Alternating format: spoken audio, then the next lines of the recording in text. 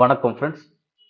எஸ்எஸ்சியில் வந்து பார்த்தீங்கன்னா junior engineer இதற்கான வேலைவாய்ப்பு ஒன்று அனௌன்ஸ் பண்ணியிருக்காங்க. இப்போ ஜூனியர் இன்ஜினியரில் சிவில், மெக்கானிக்கல், எலக்ட்ரிக்கல்ஸ் இதை பேஸ் பண்ணி யாராச்சும் டிகிரி இல்லைன்னா டிப்ளமோ முடிச்சிருந்தீங்க அப்படின்னா கண்டிப்பாக இந்த தேர்வுக்கு நீங்கள் விண்ணப்பிக்க முடியும்.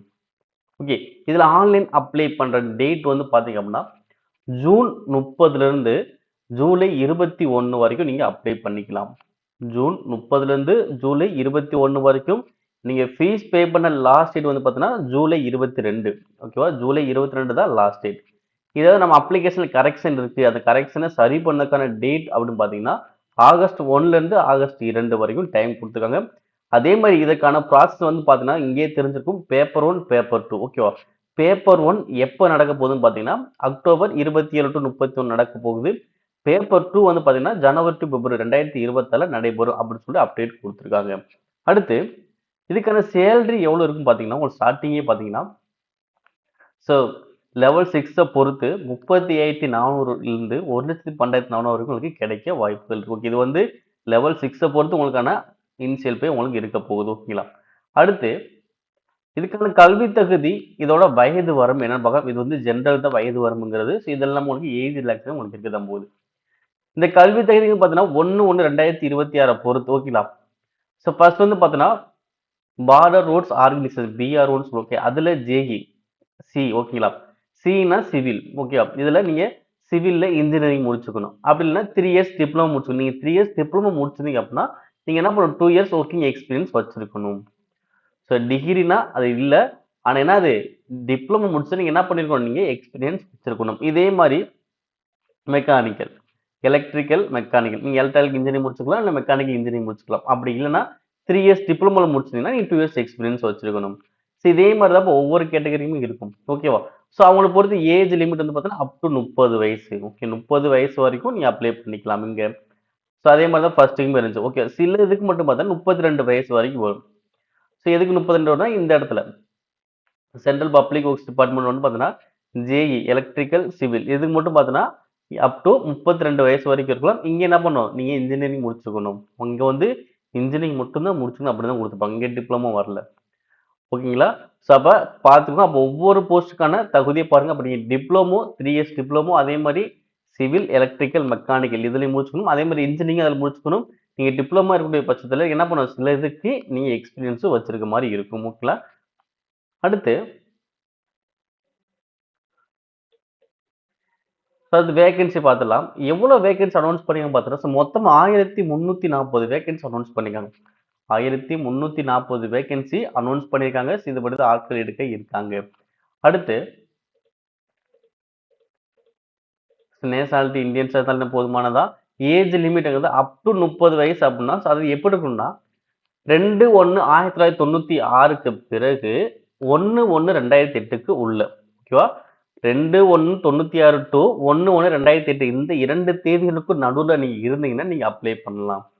இதே இது அப் டு 32 வருஷம் அப்படின்னு கொடுத்தாங்கன்னா நீங்க 2/1/94 இருந்து 1/1/2008க்குள்ள இருந்தா நீங்க அப்ளை பண்ணிக்கலாம். இது வந்து ஜெனரல் பேஸ் பண்ணி. சப்போஸ் நீங்க வந்து எஸ்சி எஸ்டி அதுன்னா 5 வருஷம் ரிலாக்ஸேஷன் இருக்கு.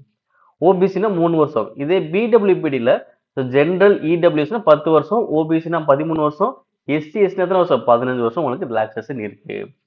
அடுத்து இப்போ வந்து பாத்தீங்கன்னா ஆன்லைன்ல நீங்க அப்ளை பண்ண முடியும். நீங்க ஆன்லைன்ல அப்ளை பண்ணலாம். இல்ல அப்படின்னா எஸ்எஸ்சிக்கு வந்து அப்ளிகேஷன் வச்சுக்கோங்க. ஸோ அந்த அப்ளிகேஷன் மூலமா என்ன பண்ணலாம அப்ளை பண்ணிக்க முடியும். ஓகே, அதே மைண்ட்ல வச்சுக்கோங்க. எஸ்எஸ்சி ஓகேவா, பாருங்க ssc.nec.in இந்த வெப்சைட்ல போய் என்ன பண்ணலாமா அப்ளை பண்ணிக்கலாம். ஓகேங்களா, ஸோ அதே மாதிரி மை எஸ்எஸ்சின்னு சொல்லி ஒரு மொபைல் அப்ளிகேஷன் இருக்கு. அந்த மொபைல் அப்ளிகேஷன் மூலமா நீங்க என்ன பண்ணலாம் அப்ளை பண்ணிக்க முடியும்.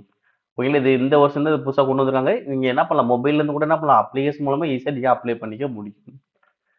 அடுத்து இதுக்கான ஃபீஸ் அப்படின்னு பார்த்தா ரொம்ப அதிகம் இல்லப்பா. ஃபீஸுங்கிறது 100 ரூபாய் தான். ஃபீஸ் எவ்வளோ 100 ரூபாய் தான். இதுலயும் யாரெல்லாம் ஃபீஸ் பே பண்ண தேவையில்லைன்னா எஸ்சி எஸ்டி பிடபிள்யூபிடி எக்ஸ் சர்வீஸ்மேனு உமன்ஸ் இவங்களாம் என்ன பண்ண தேவை ஃபீஸ் பே பண்ண தேவையில்லை. மித்த நீங்க ஓபிசி ஜென்ரல் கேட்டகரி இருந்தீங்கன்னா கண்டிப்பா நீங்க 100 ரூபாய் ஃபீஸ் பே பண்ணணும். ஸோ ஃபீஸ் பே பண்ண லாஸ்ட் என்னது ஜூலை 22 தான் லாஸ்ட் டேட். ஓகேவா, அப்ளை பண்ண லாஸ்ட் டேட் ஜூலை 21. ஓகே, அடுத்து அதே மாதிரி அப்ளிகேஷன்ல கரெக்ஷன் இருக்கு அப்படின்னா ஸோ அதுக்கான டேட் வந்து பார்த்தீங்கன்னா 1/8 இருந்து 2/8 வரைக்கும் நீங்க என்ன பண்ணலாம் மாத்திக்கலாம். அடுத்து ஸோ எக்ஸாம்ஸ் தமிழ்நாட்டில் வந்து பார்த்தீங்கன்னா சென்னை, மதுரை, கோயம்புத்தூர், சேலம் இந்த மாதிரி இடங்கள்ல, வேலூர், ஸோ முக்கியமான இடங்கள்ல உங்களுக்கு திருச்சி, ஓகேங்களா? இந்த மாதிரி இடங்கள் என்னது தேர்வு நடக்கும். ஸோ அதுக்கேற்ற மாதிரி உங்களுக்கு சென்டருக்கு வரும். ஓகே. இப்போ அடுத்து ஸ்கீம் ஆஃப் எக்ஸாமினேஷன். நம்ம முன்னாடி சொன்ன பேப்பர் 1, பேப்பர் 2, ஓகேங்களா? இப்போ இந்த பேப்பர் 1ல வந்து பார்த்தீங்கன்னா reasoning 50 question 50 mark, general awareness 50 question 50 mark, ஓகேவா? ஸோ மொத்த டூரேஷன் பார்த்தீங்கன்னா 2 மணி நேரம், ஓகேங்களா? ஸோ அதே மாதிரி பார்ட் பியில், ஓகே, அதாவது இன்னொரு இதில் வந்து பார்த்தீங்கன்னா மூணாவதுல வந்து பார்த்தீங்கன்னா part A, part B, part C, இந்த மூணில் ஏதாவது ஒன்று நீங்கள் எழுதிக்கலாம், ஓகேங்களா? உங்களுடைய மேஜரை பொறுத்து இங்கே மாறும், ஓகேவா? ஸோ ஃபர்ஸ்ட் ரீசனிங் இருந்துச்சு, அடுத்து அவேர்னஸ் இருந்துச்சு, அடுத்து வந்து பார்த்தீங்கன்னா இங்கே அவங்களுடைய மேஜர் பேப்பர் இது ஒன்று வந்துடும், ஓகே. இது மொத்தம் 100 கொஸ்டின் 100 மார்க், மொத்தம் எவ்வளோ ஆயிடுச்சு? 200 கொஸ்டின் 200 மார்க் நீங்கள் எழுதுவீங்க.